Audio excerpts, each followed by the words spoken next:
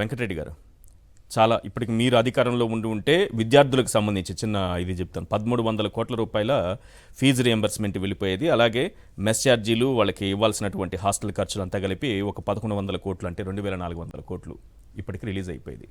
లేదు, చంద్రబాబు నాయుడు గారు ఆ ఊసే లేదు. పిల్లలు సర్టిఫికేట్లు అందరికి ఇబ్బంది పడుతున్నారు. నెక్స్ట్ వాళ్ళు చదవాల్సినటువంటి కోర్సులకు వెళ్ళాలంటే ఫీజులు కట్టే రమ్మంటున్నారు. రైతులు మోసపోయారు, ఇప్పటి వరకు ఏం భరోసా లేదు. తల్లులు కూడా మోసపోయినట్టేనా? లోకేష్ గారు మాట్లాడింది మీరు విన్నారు. ఈశ్వర్ గారు, ముందుగా మీకు ప్యానెల్లో ఉన్న అందరికీ, అట్లానే సాక్షి టీవీ ప్రేక్షకులందరికీ నమస్కారాలు. పాలిచ్చే ఆవును వదిలేసి మింగేటటువంటి కొండ చెలవును అధికారంలోకి తీసుకుని వచ్చినట్టుగా ఉంది ఈరోజు పరిస్థితి. ఎందుకంటే జగన్మోహన్ రెడ్డి గారు అంటే కులం జోడ్లా, మతం జోడ్లా, ప్రాంతం జోడ్లా, రాజకీయాల జోడ్లా, అర్హత ఉన్న వాళ్ళకి ఒక సంక్షేమ క్యాలెండర్ పెట్టి, ఇదిగోండి ఈ నెలలో మీకు ఈ పథకం వస్తుందంటే అదే నెలలో ఆ పథకం ఎవరికి ₹1 లంచం ఇచ్చేటటువంటి పని లేకుండా నేరుగా వాళ్ళ అకౌంట్లోకి పడేది. కానీ ఈరోజు పరిస్థితి, స్కూళ్ళు స్టార్ట్ అయినాయి, 2 నెలలు అవుతుంది స్కూల్ స్టార్ట్ అయ్యి. జూన్లో స్టార్ట్ అయింది, జూలై ఎండింగ్కి వచ్చాం మనం. సో 2 నెలలు అయినా కూడా ఇప్పటి వరకు ఏ ఒక్కరికి కూడా, అంటే ఏ ఒక్క తల్లి అకౌంట్లో కూడా ఇప్పటికి డబ్బులు పడినటువంటి పరిస్థితి లేదు. సాక్షాత్తు నిన్న మంత్రిగా ఉన్నటువంటి, ఆ శాఖకి మంత్రిగా ఉన్నటువంటి నారా లోకేష్ స్పష్టంగా చెప్పింది, ఎస్ మేము వచ్చే సంవత్సరానికి చూస్తాం, దానికి విధి విధానాలు రూపొందిస్తామని. అంటే విధి విధానాలు కమిటీ వేస్తారా? ఆయనకి అది కూడా క్లారిటీగా చెప్పలేదు. వచ్చే ఏడాది రోడ్ మ్యాప్ తయారు చేస్తాం అంటే కోటయ్య కమిటీ లాంటిది ఒక కమిటీ వేసి, ఎస్ దానిలో ఏ విధంగా కోత పెట్టాలి, ఎంతమంది ఉంటే దాన్ని ఎంత కట్ చేయాలి. ఎందుకంటే ఇప్పుడు జగన్మోహన్ రెడ్డి గారు సంవత్సరానికి 6250 కోట్లు, దాదాపుగా 25,000 కోట్లు మేము అమ్మఒడి కార్యక్రమానికి ప్రతి తల్లి అకౌంట్లో ₹1 అవినీతి లేకుండా వాళ్ళకి నేరుగా అందజేయడం జరిగింది. దానివల్ల పిల్లలు చదువుకునేటటువంటి పిల్లల సంఖ్య పెరిగింది. ఎక్కడైతే డ్రాప్ అవుట్స్ లేకుండా చూసేటటువంటి ఉద్దేశంతో తీసుకొని వచ్చాం, అలానే దాన్ని మానిటరింగ్ చేసి వాళ్ళు పిల్లలు కానీ స్కూల్కి వెళ్ళకపోతే వాలంటీరు స్కూల్కి రాలేదు అని చెప్పి మళ్ళీ తల్లిదండ్రుల దగ్గరికి వెళ్ళి ఎందుకు రాలేదు ఈరోజు స్కూల్కి అని చెప్పి ఎంక్వైరీ చేసి దాన్ని మళ్ళీ స్కూల్కి ఇన్ఫార్మ్ చేసేటటువంటి ఒక మంచి ఉద్దేశం దాన్ని తీసుకొని వచ్చి చేస్తే ఈరోజు తల్లికి వందనం కాస్తారు వాళ్ళు పెట్టి. తల్లిని వంచారు, అలానే పిల్లలకి పంగనామాలు పెట్టారు. తల్లికి వంచన, పిల్లలకి పంగనామం. ఎందుకంటే వాళ్ళు ప్రతి పిల్లవాడికి, చదువుకునేటటువంటి ప్రతి పిల్లవాడికి 15,000 రూపాయలు ఇస్తామని చెప్పి దాంట్లో మీద ఒక వీడియో వేశారు. నీకు 15,000, నీకు 15,000, నీకు 15,000, నీకు 18,000, నీకు 18,000, నీకు 15,000, అదిగో ఇంకో పిల్ల వచ్చింది, నీకు కూడా 15,000. ఇప్పుడు ఉల్టా ఏమైంది? నీకు 15,000 లేవు, నీకు 15,000 లేవు, నీకు 15,000 లేవు, నీకు 18,000 లేవు, నీకు 18,000 లేవు, అదిగో ఇంకో పిల్ల వచ్చింది, నీకు కూడా 15,000 లేవు. సో ఎందుకంటే వాళ్ళు ఇప్పుడు అది చెప్పాలి. ఇప్పుడు రామానాయుడు గారు వెళ్ళి, ఇప్పుడు ఆయన మంత్రిగా వెళ్ళి, అమ్మ ఆశీర్వదించారు కదా నీకు 15,000 లేవు, అమ్మ ఆశీర్వదించారు కదా నీకు 15,000 లేవు. ఎందుకంటే మీరు ఆశీర్వదించినందుకు మీకు బాగా తగిన శాస్త్ర జరగాలమ్మా, అందుకని నీకు 15,000 ఇవ్వట్లా, నీకు 18,000 ఇవ్వట్లా, నీకు ఇవ్వట్లా, అదిగో ఇంకో పిల్ల నీకు కూడా ఇవ్వట్లా. ఇలా చెప్పాలి కదా ఇప్పుడు రోజు. ఎందుకంటే బాండ్లు కూడా ఇచ్చామన్నారు. దయచేసి ఆంధ్రప్రదేశ్ రాష్ట్రంలో ఎవరైతే తెలుగుదేశం వాళ్ళు బాండ్లు ఇచ్చారన్నారు కదా, ఇప్పుడు బయట పెట్టండి సార్, అడగండి మీ బాండ్లు చూపించి. మీరు వస్తే అధికారంలోకి బాండ్ రాసి ఇచ్చారు కదా, ఇవన్నీ ఇస్తామని చెప్పి. మరి ఈరోజు అమ్మఒడి కార్యక్రమం రాలా. అమ్మఒడి కార్యక్రమం అమ్మ వందనం అన్నారు కదా సార్, మీరు పేరు మార్చిందా? చంద్రబాబు నాయుడు గారు స్టేట్మెంట్, అమ్మకు వందనం నేనే ప్రారంభించా. ఎప్పుడు ప్రారంభించారు సార్? ఏ డేట్ చెప్పండి, ప్రారంభించిన డేటు ఏ రోజు ప్రారంభించారు, ఎవరికి ఇచ్చారు?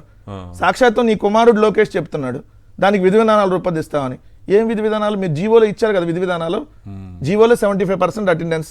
ఆ రోజు జగన్మోహన్ రెడ్డి గారు 75% అంటే అదే పెట్టారు జీవోలో. అప్పుడు గోల్ చేశారు సార్, 75% అటెండెన్స్ ఉంటేనే ఇస్తారా? మీరు స్కూల్కి వెళ్ళే ప్రతి ఒక్కరికి ఇవ్వాలి కదా, వాళ్ళు 1 రోజు వెళ్ళిన ఇవ్వాలి కదా, 2 రోజులు వెళ్ళిన ఇవ్వాలి కదా, అటెండెన్స్ పెట్టేందని చెప్పి ఇదే గోల్ చేశారు. సాక్షాత్తు ప్రస్తుత హోంమంత్రిగా ఉన్నటువంటి అనిత గారు, ఏనండి 2 పిల్లలు ఉంటే ఒకళ్ళు గేదెలు కాసుకోవడానికి పోవాలా? మీరు 15,000 ఇస్తే ఒకళ్ళకే 2 పిల్లలు ఉన్నారండి ఆ ఇంట్లో, ఇంకోళ్ళు గేదెలు కాసుకోవడానికి పోవాలా అన్నారు కదా. మరి ఈరోజు 1 కోటి మంది ఉన్నారు విద్యార్థులు. 1వ తరగతి నుంచి 12వ తరగతి, అంటే ఇంటర్మీడియట్ వరకు చదివేటటువంటి ప్రైవేట్ స్కూల్స్ కానీ, ప్రభుత్వ స్కూల్స్, ప్రభుత్వ కాలేజీలు, జూనియర్ కాలేజీలు అన్నీ కలుపుకొని, ఏదైతే ఇంటర్మీడియట్ కాలేజీలు అన్నీ కలుపుకుంటే ఈరోజు ఆ పథకానికి అర్హులు మీరు చెప్పినట్టుగా 1 కోటి మంది ఉన్నారు. 1 కోటి మందికి ఇస్తారా సార్ అసలు? సార్ 48 లక్షల తల్లులకు మేము అందజేస్తున్నాం. అంటే మేము మందికి ఇది సాధ్యమేనా సార్? ఇప్పుడు సాధ్యపడదు అనేది వాళ్ళకి తెలుసు. అందుకని కదా ఇప్పుడు ఇవ్వాల్సి వస్తే దాదాపుగా 18,000 కోట్లు ఇవ్వాల్సి వస్తారు. దాదాపుగా ఒకవేళ దాంట్లో ఎకనామికల్ బ్యాక్వర్డ్ పైన ఉన్న వాళ్ళని, అంటే దాంట్లో ఆ పథకానికి అర్హులు ఉన్న వాళ్ళని చూస్తే దాదాపుగా 80 లక్షల మందికి ఇవ్వాలనుకోండి, 80-85 లక్షలు, దాదాపుగా 18,000 కోట్లు లేదా 16,000 కోట్లు అయ్యింది. సో ఎక్కడి నుంచి చంద్రబాబు నాయుడు గారు ఇప్పుడు ఇవ్వలేనని ఆయనకి తెలుసు, కానీ జనాలని మభ్య పెట్టాలి. సో ఏదో విధంగా అధికారంలోకి రావాలి. అనేటటువంటి ప్రజలు నిలదీస్తారన్న భయం లేదా వాళ్ళకి? ప్రజలు ఓట్లు వేస్తారు కదా, గెలిపించారు కదా. ఇప్పుడు మీరు గట్టిగా అంటే అసలు మేము మా పథకాల వల్ల మీరు మాకు ఓట్లు వేసారా? మీరు దేనికి వేశారు? దేశవ్యాప్తంగా చర్చ జరగట్లేదా? దేనికి వేశారు అనుకున్నారు? ఈవీఎంల వల్ల చర్చ జరగట్లేదా? చంద్రబాబు నాయుడు గారి సూపర్ 6 చూసి ఓట్లేదా? మీరు గట్టిగా వారు మీకంటే మంచి పథకాలు ఇస్తామని చెప్తే ఓట్లేదా? లేదు సార్, వాళ్ళు అదే చెబుతారు రేపు పొద్దున. మీరు గట్టిగా అడిగితే ఏంది మేము 15,000 ఇస్తామంటే మీరు ఓటేశారా? మేము 4,000 పెన్షన్ ఇస్తామంటే మీరు ఓటేశారా? మేము మహిళలకు ఉచితంగా బస్సులో ప్రయాణం కల్పిస్తామంటే మీరు ఓట్లేశారా? మీరు ఓట్లేస్తే మేము అధికారంలోకి రాలేదు. ఇదిగోండి దేశవ్యాప్తంగా గెలుస్తారా?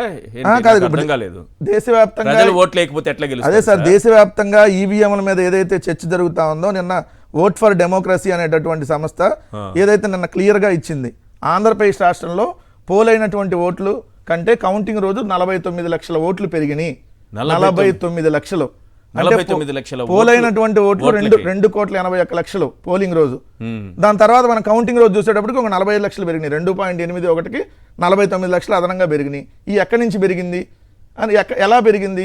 నాట్ ఓన్లీ ఆంధ్రప్రదేశ్ సార్, వాళ్ళు కొన్ని రాష్ట్రాలకి లెక్కలు చెప్పి ఏ రాష్ట్రంలో ఎంతెంత పెరిగినాయి కూడా వాళ్ళు దాన్ని క్లియర్గా క్లారిటీగా చెప్తున్నారు. దాంట్లో చూడండి, మన రాష్ట్రం ఒకటి కాదు, ఒడిస్సాలో 42 లక్షలు పెరిగినాయి ఓట్లు, మహారాష్ట్రలో 82 లక్షలు పోలింగ్ రోజు కంటే కౌంటింగ్ రోజు పెరిగినాయి, వెస్ట్ బెంగాల్లో 36,71,000 పెరిగినాయి, ఆంధ్రప్రదేశ్లో 49 లక్షలు పెరిగినాయి, కర్ణాటకలో 22,33,000 పెరిగినాయి, ఛత్తీస్గఢ్లో 9,54,000, రాజస్థాన్లో 29,30,000, బీహార్లో 11,60,000 పోలైన రోజు కంటే 40 లక్షలు, 50 లక్షలు, 80 లక్షలు, 29 లక్షలు ఓట్లు ఆంధ్రప్రదేశ్ లో అదనంగా కౌంట్ అని. దానివల్ల 7 పార్లమెంట్ నియోజకవర్గాల్లో వైఎస్ఆర్ కాంగ్రెస్ పార్టీ గెలిచేది ఓడిపోయింది. 90 సీట్లతో అధికారంలోకి రావాల్సినటువంటి పార్టీ ఓడిపోయింది. ఈ పోలైన రోజుకి ఓట్లకి కౌంటింగ్కి ఎక్కడ తేడా వచ్చింది, ఎందుకు వచ్చింది దానికి సంబంధించి అంటే ఇక్కడ ఖచ్చితంగా మ్యానిపులేట్ జరిగింది అనేది వాళ్ళు క్లియర్గా ఎస్టాబ్లిష్ చేసి కొన్ని నియోజకవర్గాలు కూడా చెప్పారు. ఎందుకంటే దాదాపు ఈ 49 లక్షల వల్ల ఒక్కొక్క పార్లమెంట్కి వచ్చి 1,96,00,000 ఓట్లు తేడా జరిగింది. అంటే దానివల్ల ఇప్పుడు వాళ్ళు ఒంగోలు, కర్నూలు, నంద్యాల, హిందూపూరు, నరసరావుపేట, ఏలూరు, అనంతపురం ఈ 7 పార్లమెంట్లో వాళ్ళు 1,96,000 మెజార్టీ కంటే తక్కువ మార్జిన్తో గెలుస్తున్నారు కాబట్టి, అంటే 50,000 లక్ష ఈ మెజార్టీతో కాబట్టి ఈ 7 పార్లమెంట్లు కూడా వైఎస్ఆర్సీపీ గెలిచేది. అలానే ఒడిస్సాలో అయితే 18 పార్లమెంట్లు అవుట్ ఆఫ్ 21 పార్లమెంట్స్కి జీరో కదా, అక్కడ జీరో లెక్క ప్రకారం. కానీ మీకు అసెంబ్లీలో 55 సీట్లు వచ్చినాయి. అసెంబ్లీలో ఓట్లు బీజేపీ కంటే బీజేడీకి ఎక్కువ వచ్చినాయి, ఓట్లు ఎక్కువ వచ్చినాయి సార్. ఓటింగ్ పర్సంటేజ్ ఎక్కువ వచ్చింది, మళ్ళీ అధికారంలోకి రాలా. పార్లమెంట్ లో చూసేటప్పటికి ఒక్క పార్లమెంట్ సీట్ రాలా 21లో. ఫస్ట్ టైం బీజేడీ హిస్టరీలో. అంటే ఆ విధంగా మ్యానిపులేట్ చేసి జరిగిందని చెప్పి క్లియర్గా ఇప్పుడు ఈ సంస్థ మొత్తం సర్వే చేసి ఎవరీ ఎలక్షన్స్కి వాళ్ళు ఇస్తారు. అలానే ఇప్పుడు కూడా ఈ 7 పార్లమెంట్లో వాళ్ళు ఒక్కో పార్లమెంట్కి వచ్చి 1,96,00,000 అంటే దాదాపుగా 2 లక్షల ఓట్లు ఒక్కో పార్లమెంట్లో తేడా. మరి 50 లక్షల ఓట్లు అదనంగా వచ్చి చేరితే మీరు అన్నట్టుగా వాళ్ళు ఇంకేం భయపడతారు? 140 పార్లమెంట్ దేశవ్యాప్తంగా 140 పార్లమెంట్ నియోజకవర్గాల్లో తేడా జరిగింది. సో వాళ్ళు మన పోలైన ఓట్లకి కౌంటింగ్ ఓట్లకి మనం చూస్తే ఇవన్నీ అనేక చెప్తా ఉన్నారు కదా, దేశవ్యాప్తంగా ఈవీఎం చర్చ జరుగుతూ ఉంది. సో ఇవన్నీ అందుకని రేపు పొద్దున ఏమంటారు, నీకు 15,000 ఇస్తా అంటే నువ్వు ఓటే లేదు, నీ ఓట్లతో మేము గెలవలేదు, మేము గెలిచింది ఇదిగోండి ఈ ఓట్ల తేడాతో మేము అక్కడ మేనేజ్ చేసుకుని గెలిచాం, మీరు అడిగేటటువంటి అర్హత కూడా మీకు లేదని చెప్పి రేపు పొద్దున మళ్ళీ రివర్స్లో మన ప్రశ్నిస్తారు ఈ తెలుగుదేశం, జనసేన, భారతీయ జనతా పార్టీ కూటమి సభ్యులు.